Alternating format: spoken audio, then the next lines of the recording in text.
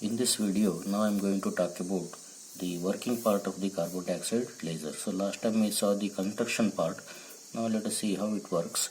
So here the energy levels involved are the vibrational energy levels of the two gases, that is carbon dioxide and nitrogen. So here I have showed the nitrogen two vibrational energy levels F1 and F2, out of which F2 is the metastable state.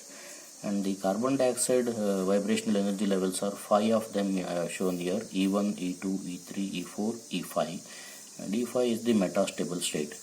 And these 5 different vibrational energy levels belong to 3 different modes of vibration, and they are called symmetric mode, where you find that the oxygen atom is vibrating against the central carbon atom. The central carbon atom is stationary. In the bending mode, we find that the oxygen atom is moving away from the axis, and carbon atom is moving in the opposite direction, leading to the bending of the molecule.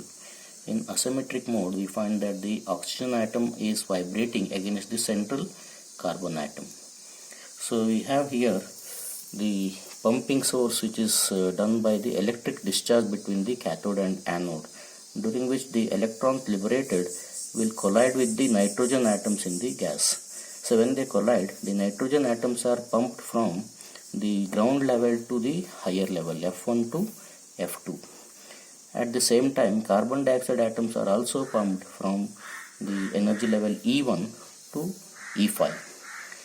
There is another thing that happens here. You see that the F2 energy level of nitrogen is almost matching with the E5 energy level of the carbon dioxide, because of which whenever a carbon dioxide atom in the ground level collides with the nitrogen atom in the excited level, there will be a complete transfer of energy between the two, leading to the downward transition of the nitrogen atom. So nitrogen atom will come down from F2 to F1, and at the same time the carbon dioxide atom is lifted from E1 to E5. So this way also we have the pumping of the carbon dioxide atom taking place from the ground level to the energy level E5, which is the metastable state. By that way we get the population increased in the metastable state E5, and therefore we will get the population inversion attained between the energy level E5 and E4, and also between the energy level E5 and E3.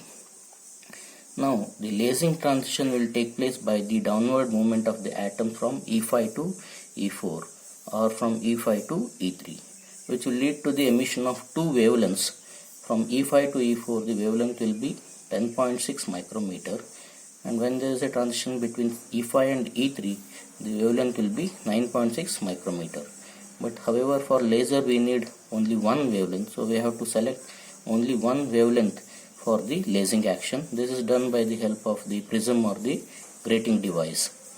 Now we have to also make the atoms undergo depopulation to the ground state, and this is done with the help of the inelastic collision of the carbon dioxide atoms with the helium atoms, and that way we will be able to make the carbon dioxide atom come down to ground level immediately without much time delay, so that they will be available for the next round of action. So this way the cycle of the movement of atoms continues, leading to the production of the laser light or the lasing transition between E5 and E4 or between E5 and E3. So finally we will be able to get the positive feedback mechanism going on in the cavity, as well as the chain reaction, by which process we will be able to get a single monochromatic wavelength of light, which is highly intense as well as coherent light. So this is how the carbon dioxide laser works. Here we note that the output power of the carbon dioxide laser is very good, of the order of 10 kilowatt, and efficiency is also very good, that is around 20 to 30%.